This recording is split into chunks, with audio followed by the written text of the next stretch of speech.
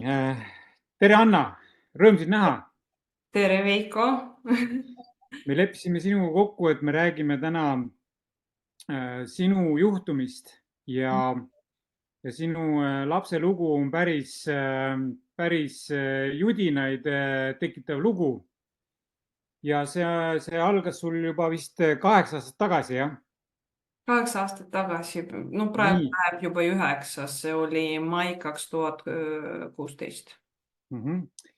Ja ma tutvusin sinu materjalidega, neid on meeletult palju, sa oled teinud uskumatult suure töö ära oma lapse kaitseks ja täna siis me räägime, mis sind selle lapse kaitsmise juures nagu kõige rohkem nagu ehmatas või mis sinu mõistuse vastas kõige rohkem need asjad olid, et kas tõesti ei olegi võimalik last kaitsta või tõesti ongi niimoodi, et lapsega võib keegi täiskasvanud inimene teha mis tahes ja mitte keegi ei kaitse, et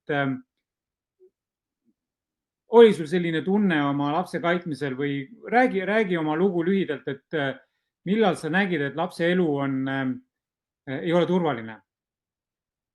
No esiteks, kui hakkas see kriminaalasi minu eksabikaasa vastu, siis nagu oli selline mulje, et politsei teeb oma tööd, lastekaitsetöötajad teevad hästi oma tööd. Aga Eesti kohtusüsteem on täiesti emade vastu.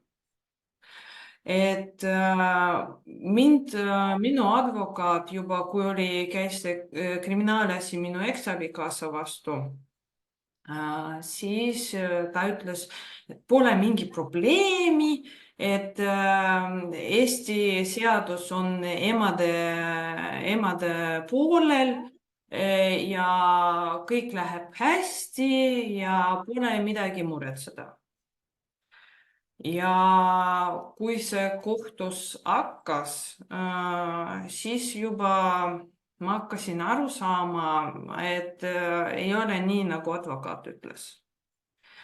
Et esiteks nad mõisteti tema õigeks, prokuröri, kes oli siis temale küsinud süüdistust 8,5 aastat. Tema eemaldati asjast. Ja siis tuli teine prokurör peale, kes ütles, et mina olen süüdi kõiges, et mina ei suutnud taastada oma laste suhet isaga ja kõik süü on minu peal. Aga nad ignoreerisid, nad panid silmad kinni sellele, mida lapsed ütlesid. Panid silmad kinni selle günekoloogilise ekspertiisi peale, kes näitas vigastusi. Keerasid kõik minu vastu ja ütlesid, et see on tegemist eksabikaasa mustamisega. Ütlesid, et mina olen täiesti oma meelest ära läinud ja ainuke minu eesmärk on mustada minu eksabikaasad, aga tegelikult see nii ei olnud. Sellepärast esiteks põhjus, miks ma põgenesin temalt, oli psühholoogiline ja füüsiline vägivald seal tema poolt. Ja mina ütlesin temale, et mul ei ole vaja mingit alimenti või midagi tema poolt. Lihtsalt, et ta jätaks mind rahule. Ja pärast mina ei läinud, kui ma märkasin, et lastel on midagi valesti seal suguelundites. Ma ei läinud kohe politseisse, sest ma ei teadnud, kuhu pöörduda. Ma pöördusin Keskhaigla valvegünekoloogile ja tema saatis meid otse politseisse. Ja seal nad algasid ise seda kriminaalasja. Ja nagu ma ütlesin, et politsei tegi hästi oma tööd, lastekaitsetöötajad tegid hästi oma tööd.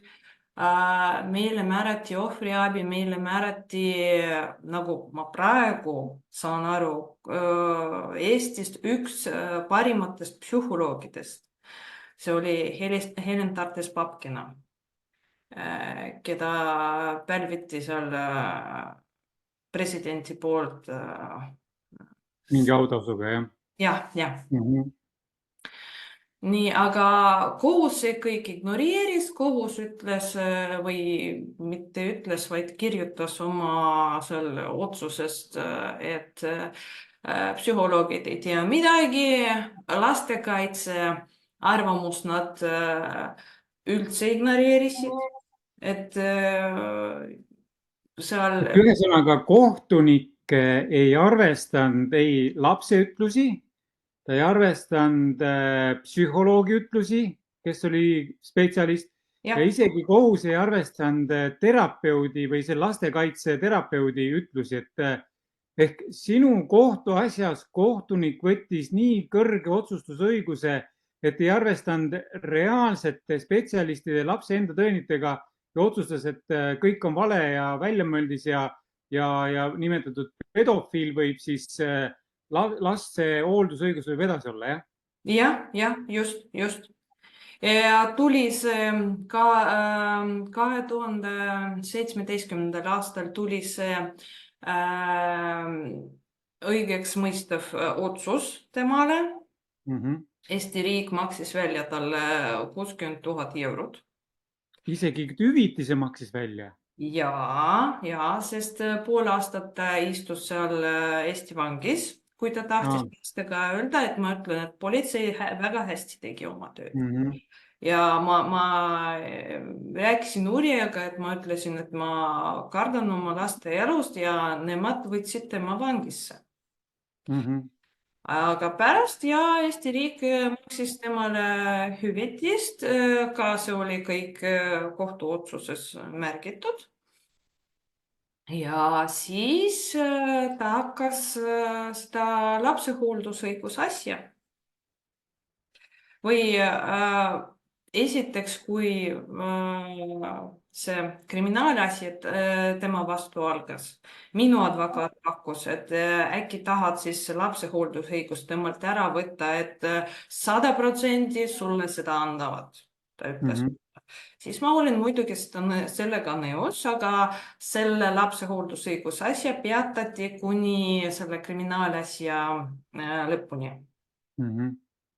Ja pärast tema alustas seda uuesti või see kriminaalasi või see hooldusõiguse asi jätkas edasi. Ja siis kohtunik oli Heide Rimmel, kes oli väga isa poole sunnitud juba, see oli näha esimesest istungist. Okei. Et tema ei kuulnud üldse mind, ei võtnud vastu minu otsused, kõik need endised otsused, ekspertiisid, tegelikult see kriminaalasi isa vastu oli selle asjasse nagu lisatud. Aga ta ei arvestanud, see kohtunik ei arvestanud. Ta ei arvestanud sellega. Ja kõik need kohtunikud ütlesid ja see ma kuulen juba 8 aastate, need 8 aastat järgi, ma kuulen seda, see ei puuduta asjasse, ta on ju õigeks mõistetud. Ja, aga kui on õigeks mõistetud, ega siis ma tegin ka täna ju Fonte Newsis tegin artikli, kus pedofiil on tegelikult ravimatu psühholoogiline häire ja see, et kui kohtuotsus mingis asjas ta õigeks mõistab, ega see ei ole mingi imeravim, et ravib ka pedofiilia välja. Et see on hämmastav, et kohtunik Rimmel ei arvestanud eelmisi spetsialistide arvamusi, terapeutide arvamusi, uurijate ütlusi, et ta ei arvesta mitte midagi, arvas, võttis selle otsusõiguse, nagu ma aru saan, et kohtunik otsustas, et see inimene on terve. Just. See on väga hämmastav, jah. Sellepärast tema advokaat rõhutas selle peale, et jälle, et mina ei ole nagu rahuldatud oma eksabikaasaga ja ma tahan teda mustada. See oli ahah, see põhisüüdistus. Terve see loo nagu terve ja, see ja, 8 aasta jooksul, loo jooksul.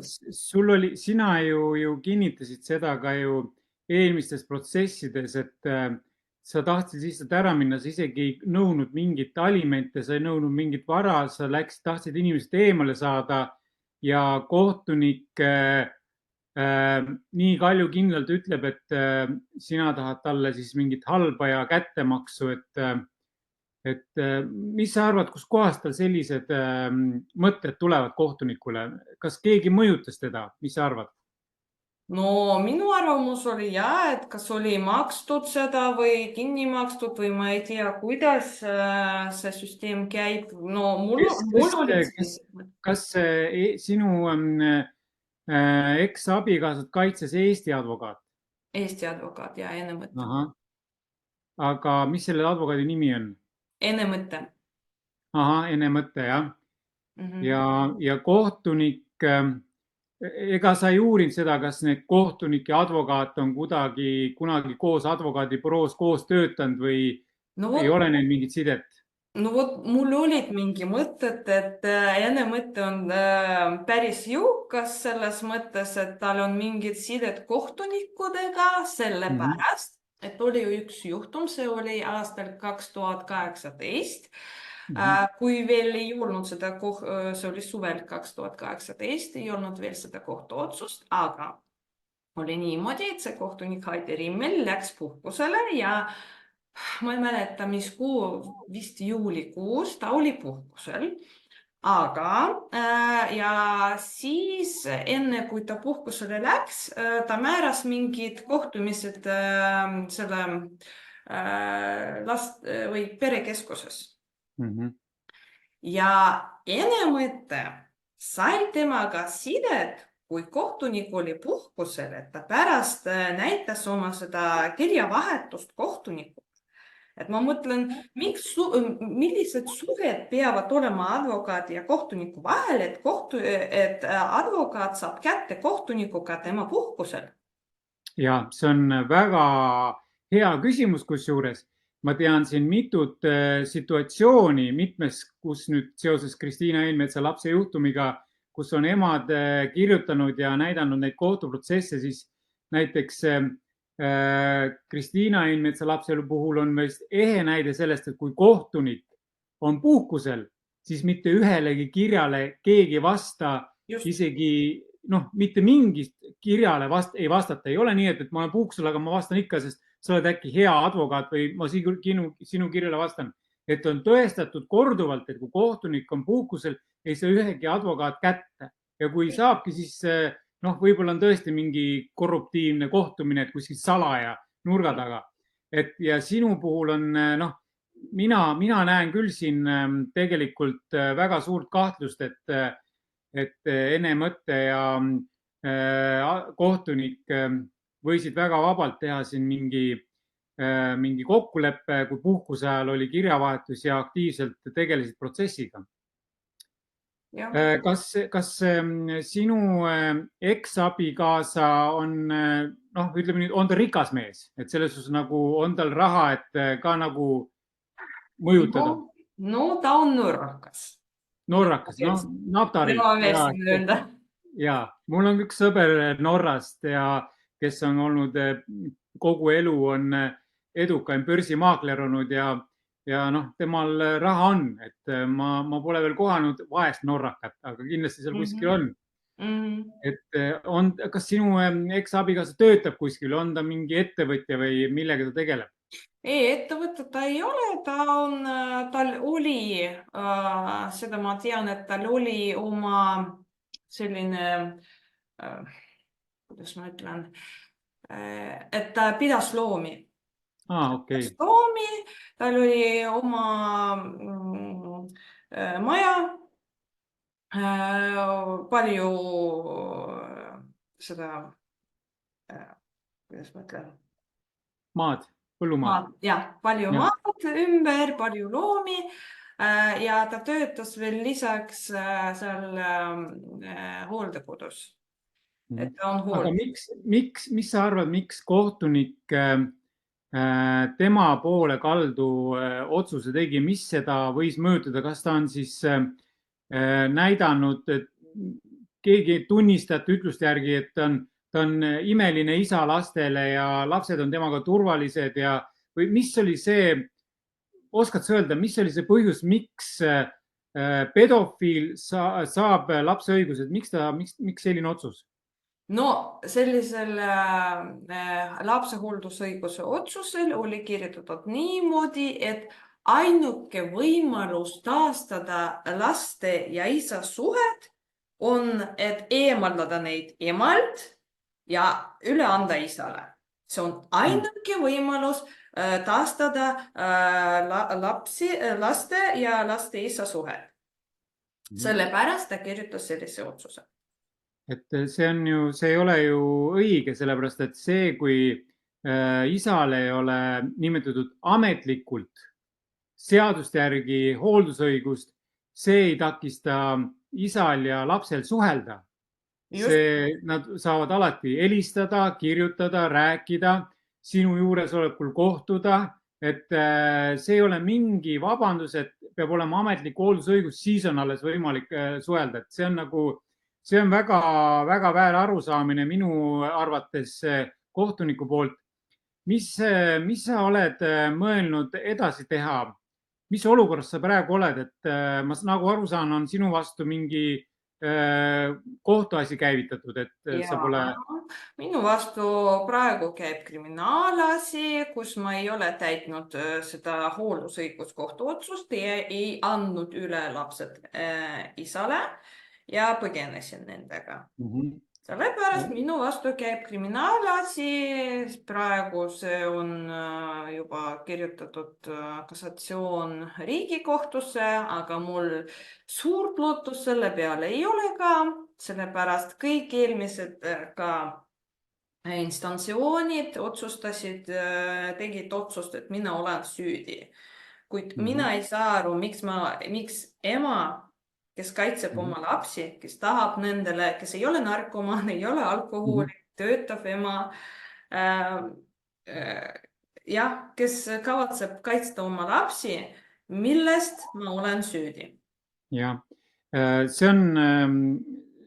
ma tegingi täna selle pedofiilia teemal artikli sellepärast, et kogu maailmas on eksperdid, teadlased, terapeudid, psühholoogid, psühhiaatrid teinud ühemõtteliselt selgeks, et pedofiil on ravimatu haigus ja pedofiilile ei tohi mitte mingil juhul anda laste hooldusõigust, et pedofiili käitumine on kuritegu ja see on kõrgendatud tähelepanu peab olema nii kohtunikel, advokaatidel, psühholoogidel, politseiuurijatel, et see on kõrgendatud asi laste kaitseks. Ja ma tegingi selle mõttega selle artikli, et kas tõesti Eesti kohtunikud on nii alaarenenud ja nad pole selles suhtes ennast harinud, või on neil endil väga karm lapsepõlv olnud, et igal juhul on siin mitmeski kohtuprotsessis on kohtunikud just vägivaldsete narkomaanidest, alkohoolikutest isade poole kaldu. Ja mina olen täitsa võtnud selle nagu luubi alla selle teema, et uurida välja nende kohtunike endi lapsepõlv, et see on järgmine selline kriteerium tulevastele kohtunikele, et nad ei saa olla kohtunikud, kui neil on endil väga raske lapsepõlv olnud, kas nad on ise olnud vägistatud, ahistatud, terroriseeritud, mis iganes, et juba see kriteerium välistab neil olla kohtunik, sest nad ei tee õiglaseid otsuseid. Just.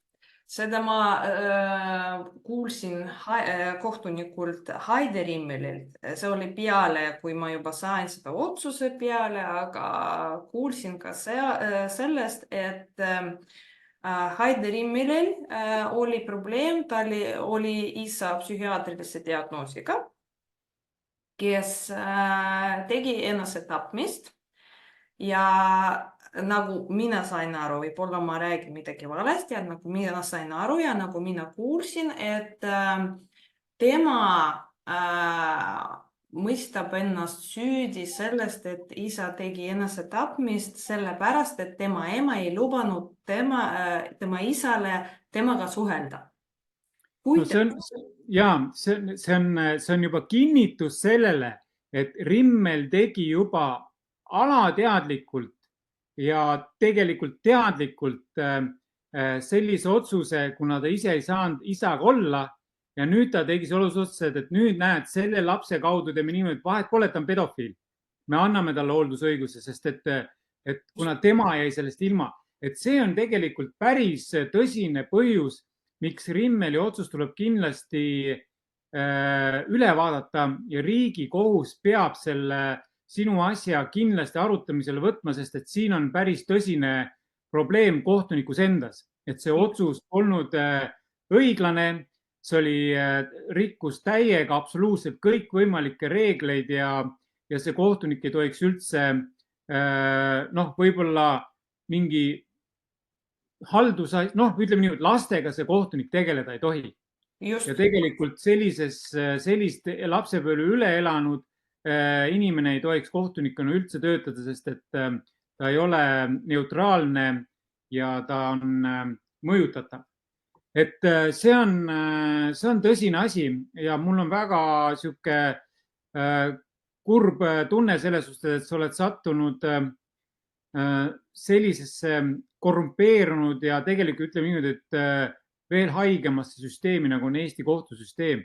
Ja mitte kõik kohtunikud ei ole halvad ja kurjad ja pahad ja kallutatud, aga nii suur enamus on seda ja need viivad selle teiste kohtunike maine ja kvaliteediga alla. Et see on ikka nii, et iga süsteem on täpselt nii tugev, kui tugev on kõige nõrgim lüli.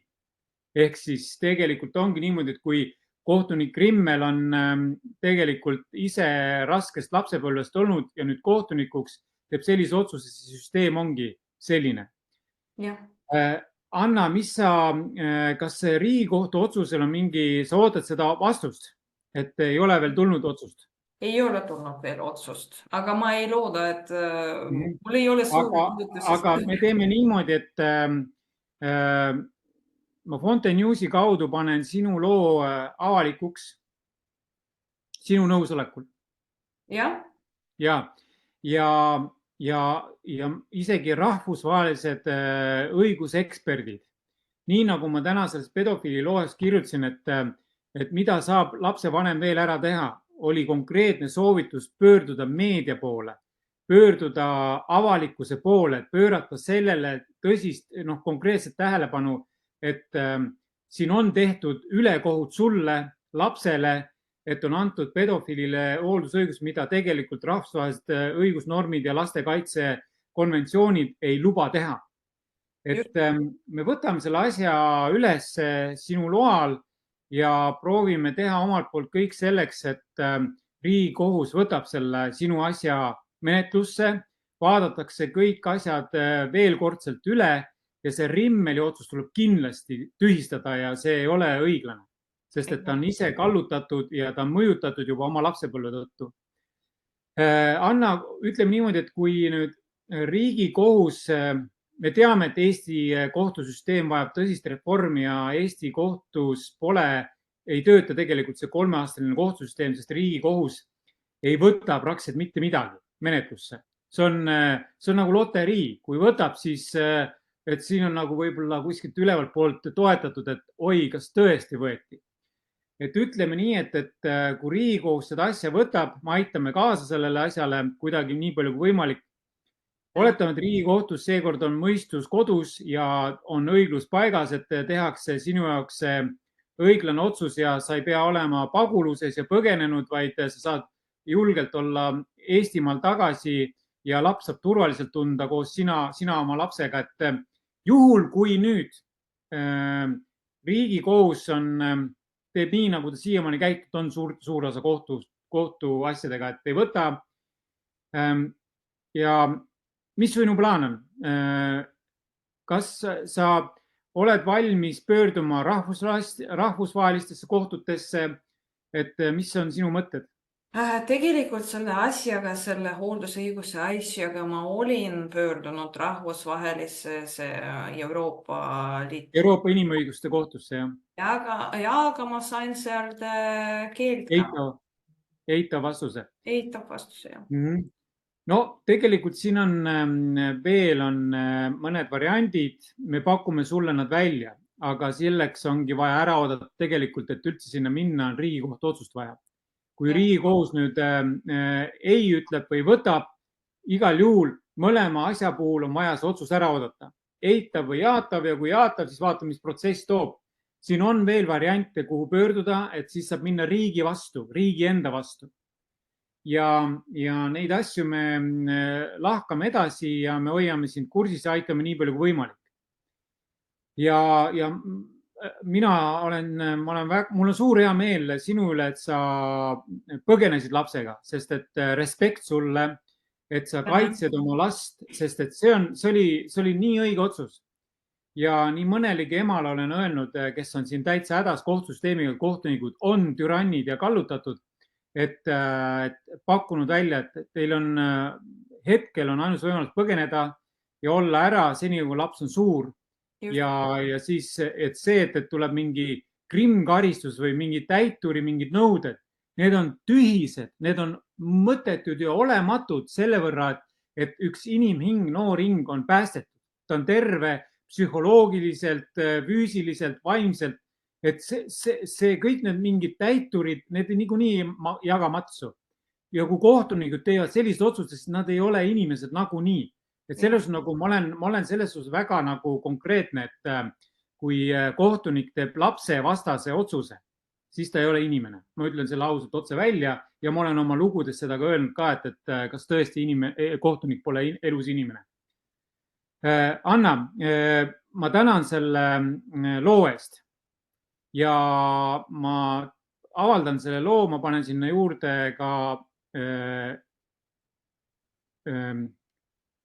juurde ka sinu mingid märkmed. Ja siis kohtuniku nime, sul on vist oli seal 2 kohtunikku, eks ole, kes on tegelenud sinu asjaga. Ja siis kiidame ka neid uurijaid ja psühholooge ja lastekaitset, kes sinu jaoks tegid kõik inimlikku ja kohtunik eiras neid. Et selles nagu see on karm ja tõsine asi, tegeleme sellega ja hoiame ühendust. Kirjutame ja vaatame, kas saame sinu lapse päästetud pedofiili käest. Ja ma küsin veel ühe küsimuse, et millal sa esimest korda panid tähele, et lapse isa on pedofiil ja kalduvusega? No tegelikult see oli ammu, see oli juba tegelikult, kui ma abiellusin temaga, ma sain teada, et tema isa oli vangis pedofiilia eest. Aga ma ei pannud seda tähele, ma olen päris noor, ma olen 84-aastane. 84, sa ei ole 84 aastal sündinud. Ja 24-aastane naine. 24-aastane, jah. Et selles nagu, jah, sa olid armunud, sa olid pimestatud, sul olid roosad prillid ees, eks ole. Ja ma ei pannud seda tähele. Ja ega pedofiilid on ju mitte ainult pedofiil ja neil on mitmed psühholoogilised sellised häired ja nad on väga head manipulaatorid. Nad on küll. Manipuleerimist õppida, siis mine pedofiili juurde, ta õpetab välja manipuleerima. Just. Et ma tean neid lugusid, ma olen ise 54-aastane ja ma olen elus väga palju kokku puutunud erinevate inimestega, sest et ma olen olnud rahvusvaheline koolitaja ja mul on kogukond üle 160 000 inimese on mu kogukonnas üle maailma ja ma olen näinud väga palju erinevaid inimesi, väga palju hulle ja imelisi lugusid kuulnud ja näinud, et selles nagu mind ei üllata miski, aga mind paneb imestama ainult kohtunike tegevus. Just. Olgu, Anna, aitäh sulle selle aja eest, oma loo julge avaldamise eest, sest et ainult nii saamegi seda süsteemi muuta. Võtab, kui palju aega see võtab, aga julgus paneb protsessid käima. Jah, nõus. Kõik head sulle ja siis vaatame, mis elu toob. Kõige head. ja teiega.